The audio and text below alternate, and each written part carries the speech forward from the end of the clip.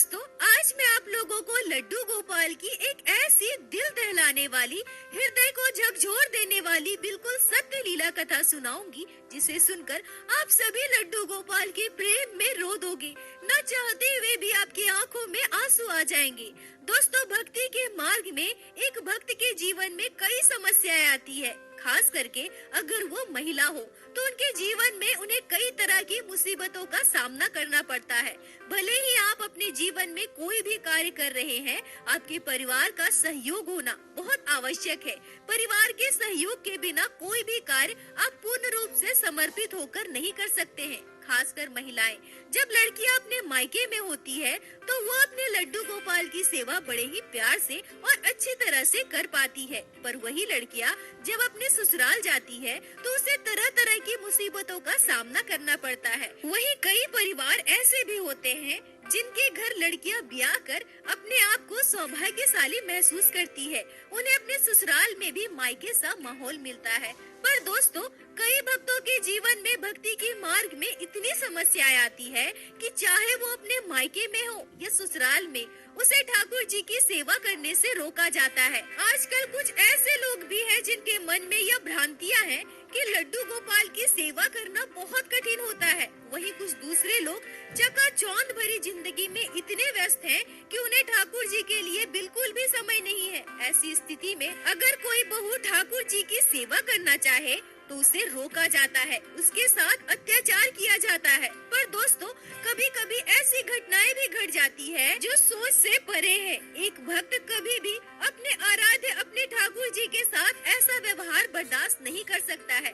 दोस्तों, वीडियो को पूरा अवश्य देखिएगा। आशा करती हूँ आज की यह लीला कथा आप सभी को बहुत अच्छी लगेगी। दोस्तों, आज की यह लीला कथा हमारे साथ शेयर की है उड़ीसा में रहने वाली अलका पुरोहित जी ने। अलका जी हमसे कहती है कि मेरी शादी को 5 साल हुए हैं। मेरा मायका और ससुराल दोनों उड़ीसा में ही है।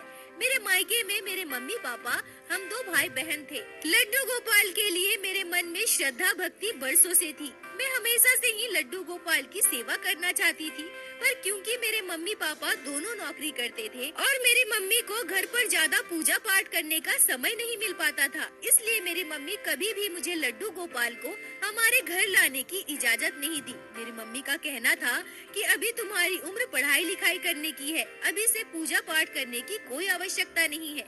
पूजा पाठ एक निर्धारित समय के बाद किया जाता है, अभी से ये झमेला करने की कोई जरूरत नहीं है। अलका जी कहती है कि मैं पहली बार लड्डू गोपाल की सेवा मेरी एक सहेली के घर पे होती देखी थी। मेरी सहेली की मम्मी बड़े ही प्यार से लड्डू गोपाल की सेवा किया करती थी, जिसे देखकर मुझे बहुत अच्छा लगा था और कुछ समय के बाद मेरे मन में भी इच्छा जागी थी कि मैं भी लड्डू गोपाल की सेवा करूं। अलका जी कहती है कि ऐसे ही समय बीतने लगा।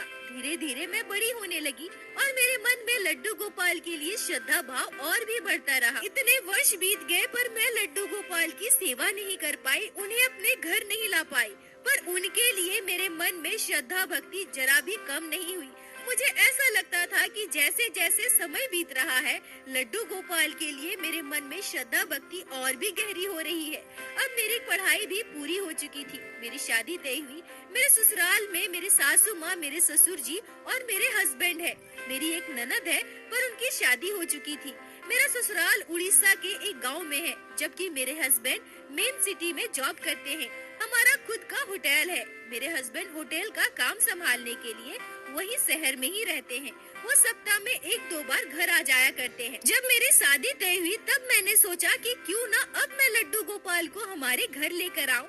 अब तो मेरी शादी हो जाएगी और मैं अपने शादी के बाद लड्डू गोपाल को अपने ससुराल लेकर जाऊंगी। मेरे ससुराल में ज्यादा लोग भी नहीं है, मैं वहाँ आराम से बिना किसी परेशानी के लड्डू गोपाल की सेवा कर पाऊंगी। मेरी शादी के लगभग 7-8 दिनों पहले मैं अपनी सहेली के साथ बाजार गई और घर में बिना किसी को कुछ बताए एक छोटे से बाल गोपाल का श्री विग्रह लेकर आई। पर जब मैं लड्डू गोपाल को अपने घर लेकर आई तो मेरे मम्मी पापा बहुत गुस्सा हो गए। मेरे मम्मी पापा का कहना था कि अब तुम ससुराल जाओगी, अगर तुम्हारे ससुराल वाले को लड्डू गोपाल की सेवा करना पसंद ना हो तो फिर तुम क्या करोगी। मैं भी अपने काम में व्यस्त रहती हूँ, मैं भी लड्डू गोपाल की सेवा नहीं कर सकती और उनकी सेवा तो बहुत कठिन होता है। एक काम करो, तुम इन्हें मंदिर में दान दे दो। अलका जी कहती है कि मेरी आंखों से आंसू आ गए। मैं सोचने लगती हूँ कि मैं वर्षों से प्रतीक्षा कर रही थी, वर्षों से लड्डू गोपाल के लिए तड़प रही थी। मुझे मेरे लड्डू गोपाल मिल गए हैं और अब मैं इन्हें मंदिर में दान कैसे कर सकती हूँ? नहीं नहीं, यह मुझसे कभी नहीं होगा। मैं अपने लड्डू गोपाल को किसी को नहीं दूंगी। मैंने अपने मम्मी पापा को खूब समझाया कि मुझे ससुराल में कोई परेशानी नहीं होगी, वहाँ वैसे भी ज्यादा लोग नहीं है, मैं आराम से सब कुछ मैनेज कर लूंगी, आप लोग परेशान मत होइए। और फिर मेरी शादी के बाद मैं अपने साथ अपने लड्डू गोपाल को ससुराल लेकर गई। पर कुछ दिनों तक जब हमारे घर में मेहमान थे तब तक सब कुछ अच्छा रहा। मेरी सासू माँ ससुर जी ने लड्डू गोपाल की सेवा का कभी भी विरोध नहीं किया। पर जब सारे मेहमान चले गए, पूरा घर खाली हो गया, तो मेरी सासू माँ मुझसे कहती है कि बहू, तुम बिना बताए लड्डू गोपाल को अपने साथ क्यों लेकर आई? तुम्हें पता है उनकी सेवा करना कितना कठिन होता है, और वैसे भी मैं बीमार रहती हूँ, कोई काम नहीं कर पाती, और ऊपर से तुम लड्डू गोपाल लेकर आई हो। नहीं नहीं, हमारे घर में इनकी सेवा नहीं हो सकती है। अच्छा होगा कि तुम इन्हें अपने मायके में छोड़ कर आओ। अलका जी कहती है कि मुझे वह दिन आज भी बहुत अच्छे से याद है, जिस दिन पहली बार मेरी सासू माँ ने मुझसे यह बातें कही थी। मेरी आंखों से आंसू आ रहे थे, और उस दिन मैंने अपने लड्डू गोपाल से बस एक ही सवाल पूछा था कि हे मेरे कान्हा, मैंने ऐसा कौन सा पाप किया है, ऐसी कौन सी भूल हुई है मुझसे, जो आप मेरे साथ ऐसा कर रहे हैं, अपनी सेवा करने का हक मुझसे छीन रहे हैं। मेरे साथ ऐसा मत कीजिए प्रभु, मत कीजिए, मैं आपके बिना नहीं रह सकती। अलका जी कहती है कि मैंने अपनी सासू माँ को बहुत समझाया कि मेरे लड्डू गोपाल की सेवा की वजह से कभी भी आपको किसी भी काम में दिक्कत नहीं होगी। मैं अपने सारे काम अच्छे से समय पर करूँगी। पर मेरी सासू माँ किसी भी कीमत पर यह नहीं चाहती थी कि मैं लड्डू गोपाल की सेवा करूँ। पता नहीं उनके मन में क्या चल रहा था। मेरे सासू माँ मुझे लड्डू गोपाल की सेवा से क्यों रोक रही थी, यह तो मुझे नहीं पता था, पर वो बस मुझसे यही कहा करती थी कि नहीं, हमारे घर लड्डू गोपाल की सेवा नहीं हो सकती। तुम अगर हमेशा लड्डू गोपाल के पूजा पाठ में व्यस्त रहोगी तो तुम अपने गृहस्थ जीवन में अच्छे से ध्यान नहीं दे पाओगी। अलका जी कहती है कि मैं यह समझ नहीं पा रही थी कि मेरे लड्डू गोपाल से सबको इतनी दिक्कत क्यों है। क्या लड्डू गोपाल की सेवा करके मैं कोई पाप कर रही हूँ, कोई अपराध कर रही हूँ? भगवान की सेवा करना, उनकी भक्ति करना कब से गलत होने लगा? जब मेरी शादी नहीं हुई थी तब मेरे मम्मी पापा मुझे लड्डू गोपाल की सेवा से रोकते थे, और अब जब मेरी शादी हो गई है तो मेरे ससुराल वाले मुझे लड्डू गोपाल की सेवा नहीं करने दे रहे। और अब तो हद हो गई। मेरे सासू माँ मेरे लड्डू गोपाल को घर से बाहर निकालने की बात करती है।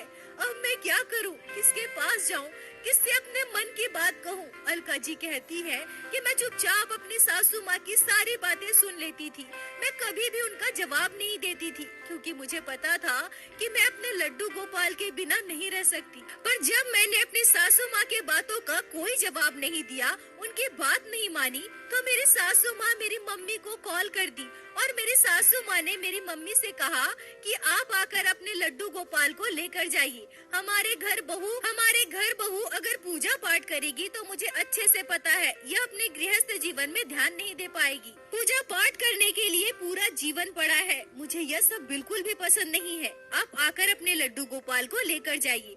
अलका जी कहती है कि मैं आपको बता नहीं सकती लड्डू गोपाल के लिए मेरे घर में कितना कलेश हुआ था।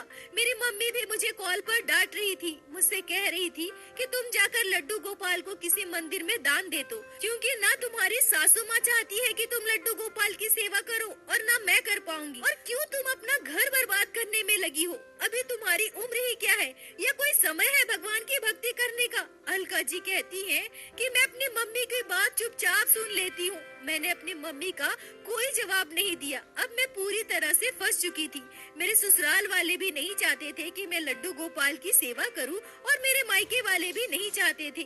पर मेरा क्या, कोई मेरे बारे में क्यों नहीं सोचता? वर्षों बाद मुझे मेरे कान्हा मिले हैं। मैं अपने लड्डू गोपाल से बहुत प्रेम करती हूँ, बड़े प्यार से, बड़े श्रद्धा से उनकी सेवा करती हूँ। मैं अपने लड्डू गोपाल के बिना नहीं रह सकती। मैं क्या करूं, क्या ना करूं, मुझे कुछ भी समझ नहीं आ रहा था। तो मैंने सोचा कि क्यों ना मैं एक बार इस बारे में अपने हस्बैंड से बात करूं। पर मन में कहीं न कहीं यह संकोच भी था कि क्या वो मेरी बात समझेंगे, क्या वो मुझे समझेंगे कि लड्डू गोपाल से मैं कितना प्रेम करती हूँ। मैंने अपने हस्बैंड को कॉल किया और उन्हें पूरी बात बताई। मेरी बात सुनने के बाद मेरे हस्बैंड कहते हैं कि तुम परेशान मत हो, मैं घर जाकर मम्मी पापा से बात करता हूँ। मेरे हस्बैंड अगले 3 दिन के बाद घर आए और इस बीच अब मेरी सासू माँ का अत्याचार मुझ पर बढ़ने लगा था। वो बात बात पर मुझे ताना देती थी। अब तो वो मेरे साथ साथ मेरी मम्मी को भी भला बुरा कहती थी, क्योंकि मेरी सासू माँ ने लड्डू गोपाल के बारे में मेरी मम्मी को बताया था। मेरी सासू माँ को यह लगने लगा था कि उनकी बात की कोई कदर नहीं की जा रही है। न मैं उनकी बात मान रही हूँ, न मेरी मम्मी उनके कहे अनुसार लड्डू गोपाल को हमारे घर से ले गई। अब मैं जब भी अपने लड्डू गोपाल की सेवा के लिए बैठती थी, उन्हें स्नान करवाने जाती थी, उनका श्रृंगार करती थी, तो इसी बीच मेरी सासू माँ न जाने कितने बार कितने कामों से मुझे बार बार बुला लेती थी। मैं अगर लड्डू गोपाल के लिए कोई भोग भी बनाती थी तो उसमें भी मेरी सासू माँ मुझसे लड़ाई करती थी। पर ठाकुर जी की कृपा से मेरे हस्बैंड बहुत अच्छे थे। वो मुझे समझते थे, मेरी भावनाओं की कद्र करते थे। मेरे हस्बैंड ने मेरे सासू माँ से बात की, पर मेरी सासू माँ मेरे हस्बैंड को ही डांटने लगी। अब वो मेरे हस्बैंड से कहने लगी कि 2 दिन नहीं हुए शादी हुए और अब तुम अपनी पत्नी की तरफ से मुझसे बात करने आए हो। मैं क्या कोई दुश्मन हूँ? मैं भी तो यही चाहती हूँ ना कि तुम लोग सुखी रहो। मेरे हस्बैंड ने मेरी सासू माँ को बहुत समझाया और उनसे यह भी कहा कि जो भी हो, लड्डू गोपाल की सेवा उसे करने दो। अगर उसका मन इसी से लगता है तो यही सही। मम्मी तुम इसे बिल्कुल भी नहीं रोकोगी। अब मेरी सासू माँ मुझ पर और गुस्सा हो गई। मेरे सासू माँ को यह लगने लगा कि अब मैं उनके बेटे को उनके खिलाफ भड़का रही हूँ। धीरे धीरे मेरी सासू माँ का बर्ताव मेरे लिए पूरी तरह से बदल चुका था। अब मेरी सासू माँ मेरे हस्बैंड के डर से सीधे तौर पर तो मुझसे कुछ भी नहीं कहती थी, पर मुझसे बहुत सारे काम करवाती थी। मुझसे इतना काम करवाती थी कि मुझे लड्डू गोपाल की सेवा के लिए जरा भी समय नहीं मिल पाता था। मैं बहुत रोती थी। मैं पूरी तरह से फंस चुकी थी। ना मैं अपने मायके में कुछ कह सकती हूँ, ना मैं अपने ससुराल में कुछ कह सकती हूँ, ना ही मैं अपने लड्डू गोपाल के बिना रह सकती हूँ। कभी कभी मेरे सामने ऐसी भी स्थिति आ जाती थी कि मैं अपने लड्डू गोपाल को दोपहर के 11-12 बजे स्नान करवाती थी, उन्हें भोग लगाती थी। दोपहर का भोग मैं 3 बजे लगा पाती थी। रात को सारे काम खत्म करने के बाद जब मैं लड्डू गोपाल को सुलाने जाती थी तब रात के 11 बज जाते थे। मेरे छोटे से बाल गोपाल, मेरे छोटे से बच्चे भूखे प्यासे इतनी देर तक मेरा इंतजार करते थे और जब तक मैं पूजा पाठ न करूं, लड्डू गोपाल को भोग न लगाऊं, तब तक मैं भी कुछ नहीं खाती थी। मैं भी दिन भर भूखे प्यासे रह जाती थी। मैं ये सारी बातें बार बार अपने हस्बैंड को भी बताकर परेशान नहीं करना चाहती थी। मैं नहीं चाहती थी कि अगर वो सप्ताह में 1-2 दिन घर आते हैं तो घर पर कलेश हो, मेरी वजह से घर का माहौल खराब हो, चाहे किसी भी अवस्था में हो। मैं अपने लड्डू गोपाल की सेवा कर पा रही थी। बस यही मेरे लिए सब कुछ है। अलका जी कहती है कि इसी बीच मेरे साथ एक ऐसी घटना घटी, बाल गोपाल के साथ ऐसा क्रूर अत्याचार हुआ जिसे सुनकर आप सभी की आंखें रो देगी। मैं आज भी जब उस घटना को याद करती हूँ तो मेरी आंखों से आंसू नहीं रुकते। दोस्तों, अलका जी जब ये सारी बातें मुझे बता रही थी तो वो बहुत रो रही थी और सच कहूँ तो अलका जी को रोते देखकर मुझे बहुत दुख हो रहा था। मेरी आंखों में भी आंसू आ गए। अलका जी रोते हुए कहती है कि मेरी ननद अपने बच्चों के साथ कुछ दिनों तक हमारे घर रहने आई थी। बच्चों के स्कूल में गर्मी की छुट्टियाँ चल रही थी। अब हमारे घर में काम बहुत ज्यादा बढ़ गया था। वैसे तो मेरी ननद बहुत अच्छी थी, पर पता नहीं मेरी सासू माँ ने मेरे बारे में उन्हें क्या क्या बताया, उन्हें बहुत भड़काया, जिस वजह से अब मेरी ननद ठीक से मुझसे बात तक नहीं करती थी। मेरी सासू माँ का कहना था कि अभी हमारे घर इतने सारे लोग हैं, बहुत सारे काम है, तो तुम कुछ दिनों तक लड्डू गोपाल की सेवा बंद कर दो। मेरी बेटी कुछ दिनों के लिए मायके आई है, उसे पूरी तरह से आराम मिलना चाहिए। इसके और इसके बच्चों की हर एक जरूरत का अच्छे से ध्यान रखो। अपने लड्डू गोपाल को चाहे तो अपने मम्मी के घर छोड़कर आओ या फिर कुछ दिनों के लिए मंदिर में छोड़कर आओ। अलका जी कहती है कि पहली बार उस दिन मुझे बहुत गुस्सा आया। बार बार मेरे लड्डू गोपाल को घर से बाहर करने की बात की जाती है। मैं बहुत दुखी हो गई और गुस्से में मैंने अपनी सासू माँ से कह दिया कि आप हमेशा यह कैसी बातें करती हैं? क्या कोई अपने परिवार के सदस्य को घर से बाहर निकाल सकता है? और एक बात मान लीजिए, लड्डू गोपाल इस घर से कहीं नहीं जाएंगे। यह मेरे बच्चे हैं, मैं उनसे बहुत प्रेम करती हूँ। न मैं इन्हें अपने मायके भेजूंगी, न ही मंदिर में भेजूंगी। मैं अपने लड्डू गोपाल के बिना नहीं रह सकती। अलका जी कहती है कि मुझे बहुत दुख हो रहा था, मुझे बहुत तकलीफ हो रही थी। बार बार मेरे लड्डू गोपाल निकालने की बात की जाती है। अब तो मेरी सासू माँ के साथ साथ मेरी ननद भी बहुत गुस्सा हो गई। वो कहने लगी कि ये क्या तरीका है मेरी मम्मी से बात करने का? क्या तुम हमेशा ऐसे ही बात करती हो? क्या तुम मेरी मम्मी के साथ ऐसा ही बर्ताव करती हो? उस दिन हमारे घर बहुत कलेश हुआ था। मेरी सासू माँ ने मेरे हस्बैंड को भी कॉल करके यह बताया कि उनके साथ दुर्व्यवहार किया गया है। मेरी सासू माँ ने तो यहाँ तक कहा कि मेरी ननद आई हुई है, इसलिए मैं उनसे लड़ाई कर रही हूँ। मैं नहीं चाहती कि मेरी ननद हमारे घर आए, पर मेरा दिल जानता है मेरे मन में ऐसी कोई भावना थी ही नहीं। उस दिन पहली बार मेरे हस्बैंड ने भी मुझ पर गुस्सा किया था। उनका कहना था कि चाहे कुछ भी हो, मेरी मम्मी के मुंह पर तुम्हें जवाब नहीं देना चाहिए। कोई भी बात थी तुम मुझसे कह सकती थी, मैं उनसे बात कर लेता। अच्छा ठीक है, तो परेशान मत हो, मैं कल घर आ रहा हूँ, आकर देखता हूँ कि क्या करना है। अलका जी कहती हैं कि पहली बार मुझे मेरे हस्बैंड से धुतकार मिला था। मैं बहुत रोई थी। मैं समझ नहीं पा रही थी कि अब मैं क्या करूँ। मैं रोते रोते ही घर के पूरे काम कर रही थी और अपने लड्डू गोपाल की सेवा भी कर रही थी। मैं बस यही सोच रही थी कि क्या सच में एक भक्त के जीवन में इतनी तकलीफें होती है, इतना दुख होता है? क्यों मेरे साथ ऐसा व्यवहार किया जा रहा है? सबके घर तो लड्डू गोपाल की सेवा कितने अच्छे से सभी मिलजुल कर करते हैं, पर ना ही मुझे मेरे मायके में वो सुख मिला और ना ही मुझे ससुराल में मिल रहा है। और उसी दिन मेरे साथ एक ऐसी घटना घटी जिसे सुनकर आप सभी के रोंगटे खड़े हो जाएंगे। अगले दिन सुबह सुबह मैं उठी। घर के पूरे काम करने के बाद खुद स्नान करके जब मैं अपने घर के मंदिर में गई, तो वहाँ जाकर मैं क्या देखती हूँ कि मेरे लड्डू गोपाल अपने स्थान पर है ही नहीं। मैं यहाँ वहाँ पागलों की तरह पूरे घर में लड्डू गोपाल को ढूंढने लगती हूँ, पर मुझे मेरे लड्डू गोपाल नहीं मिल रहे थे। मैं अपनी सासू माँ से, अपनी ननद से भी पूछती हूँ, पर सबका यही कहना था कि उन्हें नहीं पता कि लड्डू गोपाल कहाँ है। पर ऐसे अचानक से मेरे बाल गोपाल कहाँ जा सकते हैं? मैं बहुत रोने लगी। अपने लड्डू गोपाल को पूरे घर में ढूंढने लगी। मैंने अपने हस्बैंड को भी कॉल किया। मेरे हस्बैंड कहते हैं कि रास्ते में हूँ, कुछ ही देर में घर आ रहा हूँ। फिर थोड़ी देर के बाद मेरे हस्बैंड भी घर आ जाते हैं। मेरे हस्बैंड मेरे सासू माँ से सवाल करते हैं कि ऐसा कैसे हो सकता है कि लड्डू गोपाल अपने आप कहीं चले जाए। तभी मेरी ननद कहती है कि यह भी तो हो सकता है ना कि बाबू ने लड्डू गोपाल को यहाँ वहाँ फेंक दिया होगा। हमारे घर के बाहर कितने सारे नाले हैं, कुआं है, पता नहीं किसी नाले में, किसी कुआं में लड्डू गोपाल को बाबू डाल दिया हो। बच्चा है, समझता नहीं है, उसे क्या पता मूर्ति कौन है, भगवान कौन है। अलका जी कहती है कि मेरी ननद का बेटा 2.5 साल का था। मैंने उससे पूछा कि बाबू अपने लड्डू गोपाल को लिया है क्या, पर वो बार बार यही कह रहा था कि नहीं, मैं नहीं जानता, मैंने नहीं लिया लड्डू गोपाल को। मेरे हस्बैंड हमारे आसपास की जितनी नालियाँ थी सब जगह अच्छे से देख आए, पर मेरे लड्डू गोपाल कहीं नहीं थे। अब मेरा ध्यान बार बार कुएं की तरफ जा रहा था। मैं पूरी तरह से टूट चुकी थी। मैं समझ गई थी कि मेरा लड्डू गोपाल मेरे पास नहीं है और मेरे ननद के बेटे ने ही शायद लड्डू गोपाल को कुएं में फेंक दिया होगा। मेरा कलेजा फट रहा था, आंखों से आंसू नहीं रुक रहे थे। बार बार मेरी आंखों के आगे लड्डू गोपाल का श्रीमुख घूम रहा था। मैं कैसी अभागन हूँ, कैसी माँ हूँ जो अपने बच्चे का ध्यान नहीं रख पाई। मैं माँ तो क्या, भक्त कहलाने के भी लायक नहीं हूँ। वर्षों की प्रतीक्षा के बाद मुझे मेरे लड्डू गोपाल मिले थे, पर वो अचानक मुझसे दूर हो गए। अलका जी कहती है कि मेरे हस्बैंड ने बार बार मेरे ननद के बेटे से पूछा, पर उसका यही कहना था कि उसे नहीं पता, उसने लड्डू गोपाल को नहीं लिया। हमने पूरा घर ढूंढ लिया, घर के आसपास के सारे नाले ढूंढ लिए, पर मेरे लड्डू गोपाल मुझे कहीं नहीं मिले। रो रो कर मैं परेशान हो गई थी। मेरे हस्बैंड मुझे समझाने लगे कि तुम परेशान मत हो, मैं तुम्हें दूसरे लड्डू गोपाल ला कर दूंगा, तुम इतना मत रो, तुम्हारी तबीयत खराब हो जाएगी। मैंने सुबह से कुछ भी नहीं खाया था। मेरे लड्डू गोपाल मेरे पास नहीं थे। मेरे गले से भला खाना कैसे उतर सकता है?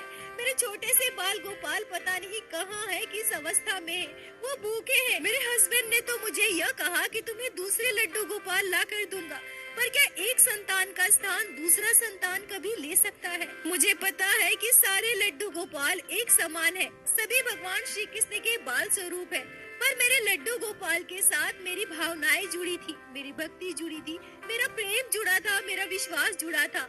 उनकी जगह अगर मैं किसी दूसरे लड्डू गोपाल को लेकर भी आती, पर मैं वो स्थान कभी उन्हें नहीं दे पाती। मैं खूब रो रही थी, अपने लड्डू गोपाल से बस यही प्रार्थना कर रही थी कि हे मेरे कान्हा, मैं आपके बिना नहीं रह सकती, मेरा दम घुट रहा है, मेरी सांसें रुक रही है, मैं मर जाऊंगी कान्हा, अब मेरे पास वापस आ जाओ मेरे लड्डू गोपाल। अलका जी कहती हैं कि उसी शाम मेरी ननद और मेरी सासू माँ ऊपर वाले कमरे में बैठी थी। मेरे हस्बैंड मेरे पास ही बैठकर टीवी देख रहे थे और मैं अपने कमरे में लेटी हुई थी। तभी मेरे हस्बैंड पानी लेने के लिए किचन की तरफ जाने लगते हैं और रास्ते में पता नहीं उनका पैर किसी नुकीली चीज में लग जाता है और उनके पैर से खून आने लगता है। मेरे हस्बैंड मेरे पास आते हैं और मुझसे कहते हैं, देखो ना क्या हो गया। मेरे हस्बैंड का पैर बहुत ज्यादा कट गया था, बहुत ज्यादा खून आ रहा था। मैंने उनसे कहा कि आप यहाँ बैठिए, मैं आपके लिए दवा और बैंडेज लेकर आती हूँ। यह कहकर मैं दौड़कर स्टोर रूम की ओर भागी। मैं जहाँ दवाइयों का बॉक्स हमेशा रखती थी, वहाँ मुझे वो बॉक्स नहीं मिल रहा था और इधर उधर ढूंढने के क्रम में मेरे हाथ जो लगता है वो मैंने कभी सपने में भी नहीं सोचा था। हमारी एक पुरानी अलमारी के अंदर कपड़े में कुछ लपेटे हुए रखा हुआ था और मेरा हाथ उसी कपड़े में लपेटे हुए पोटली में पड़ती है। मैं उसे दबाकर देखती हूँ तो मुझे बहुत सख्त महसूस होता है। फिर मैं कपड़े की पोटली के बाहर से ही उसे अच्छी तरह से दबाने लगती हूँ। तभी कहीं न कहीं मुझे महसूस हो जाता है कि यह कुछ और नहीं, जरूर कोई मूर्ति ही है। मैं बिल्कुल भी देर न करते हुए उस पोटली को उस टूटी हुई अलमारी से बाहर निकालती हूँ और उसे खोलकर मैं जो देखती हूँ उसे देखकर मेरी आंखें फटी की फटी रह जाती है। उस पोटली के अंदर मेरे लड्डू गोपाल थे। लड्डू गोपाल को पाकर मेरी खुशी का ठिकाना नहीं था। मैं अपने बाल गोपाल को सीने से लगाकर दौड़ते हुए अपने हस्बैंड के पास जाती हूँ और उनसे कहती हूँ कि देखिए ना, मुझे मेरे लड्डू गोपाल मिल गए। मेरे हस्बैंड भी बाल गोपाल को देखकर आश्चर्यचकित थे। मैं इतनी खुश थी कि चीखने चिल्लाने लगी। अपने लड्डू गोपाल को सीने से लगाकर जोर जोर से रोने लगी।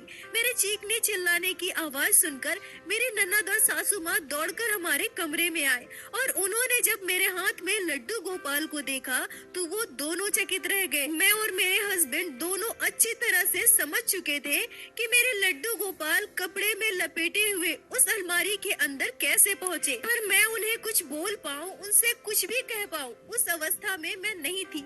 मेरी आंखों से बस आंसू निकल रहे थे। मेरे छोटे से बाल गोपाल भूखे प्यासे उस कपड़े की पोटली में बंधे हुए अलमारी के अंदर बंद थे। लोगों के लिए यह बस एक मूर्ति मात्र हो सकते हैं, पर मेरे लिए मेरे ठाकुर जी हैं, मेरे संतान हैं। मैं अपने छोटे से बच्चे को इतना दुख में कैसे देख सकती हूँ। मेरे लड्डू गोपाल को कितनी तकलीफ हुई होगी। मेरे हस्बैंड ने मेरी ननद और मेरी सासू माँ से बहुत बातें कही। वो दोनों बिल्कुल चुप थे और उनकी चुप भी बता रही थी कि यह उनकी ही करनी है। शायद उन्होंने यह सोचा होगा कि समय मिलने पर वो मेरे लड्डू गोपाल को कहीं बाहर फेंक आते या नदी में विसर्जित कर देते या किसी मंदिर में दान दे देते।